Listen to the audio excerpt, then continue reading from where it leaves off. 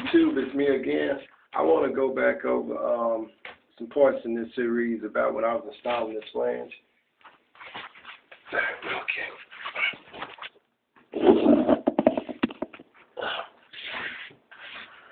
You can see I've installed it.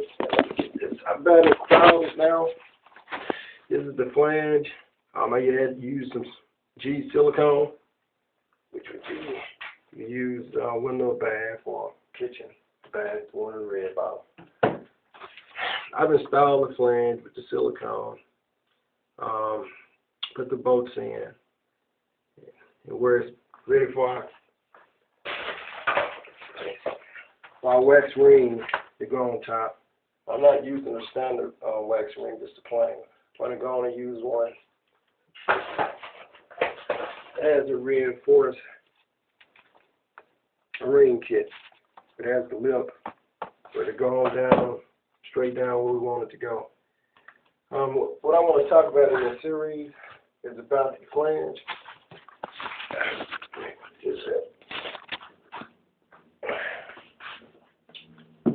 For instance, when you cutting out of your 3/4 plywood,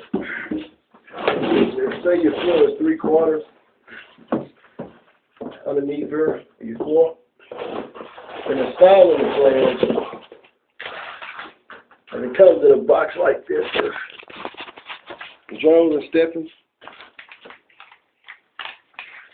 Like I say, because the older ones, you have to order 6 of them. You can't seem to get one. Order this from Plumbing Supply, and the Jones Stiffens is the manufacturer that makes it.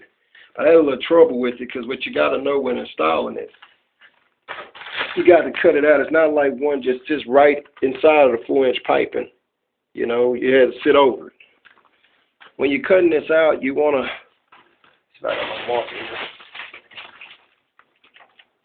You want to go around this first. Draw yourself a line with a permanent marker. Cobalts are pretty good ones. Go on around it. Draw a line, cut it out with a Dremel or a rotor zip preferably, instead of just a regular hacksaw. But if you can get yourself a solder to make these cuts, these cuts through these circle ones for you, a rotor zip or a Dremel is better a bit. You're going to cut this first and draw your line where you're going to sit it for your commode to sit and mount, for your brackets where you know your commode is going to be sitting. And then you're going to draw your line with your rotor, let this drop through, come back and retrace this little spot right here, which you ain't cut out in your floor, and let it drop on down in there. And when you go on and get it down to here, the lip of this is going to always sit on the floor. But you got these little brackets right here. This part here just a little more deeper. So you're just going to come back that line a little in your wood so it'll drop on fully down in there and it'll sit for you. It's a little difficult with that. Just want to go back over that because they didn't have any instructions. It came with the Jones Stiffens in a box. It had no instructions, so you just got to know to do that, or it can have to come back and do a little work and cut the piece of plywood to fit it to make it mount, because you can cut a little too far out of your floor. And the thing is about this flange also,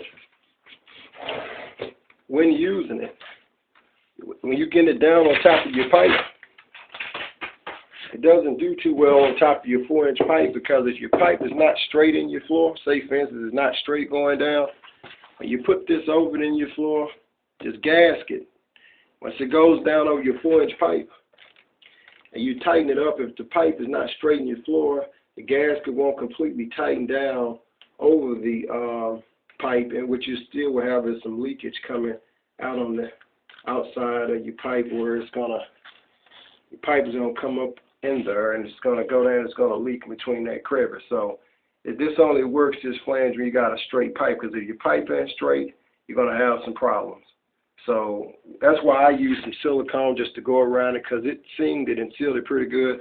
But one of my stainless steel bolts down there broke. One of the ends when I was pulling the gasket up to get it just about right tight, but the pipe is not straight. It broke there. So that's why I went on to use some silicone and left it the way it is and bolted it down. So if you find this flange, like I say, you try to tighten your pipe ain't straight, it's going to give you some trouble. If your pipe is straight, 4-inch straight, cast iron or PVC, it can maybe tighten down for you. So now this is port 5 series. Like I said, I use some polymer seal to seal it up around some of the corners where it so it'll be sealed, and the GE silicone right up in here and there. Now, next part of the series, we're going to be just installing the commode with the wax rings and the bolts, and that's the final part of it. So I put on a new hose because I always helps that too with a new valve because it was kind of leaking there. That valve's making it efficient where it don't. With your toilet flange, your corky, your water, you don't want it just hold too much. You want stuff sealed, plus to put a new flange on it.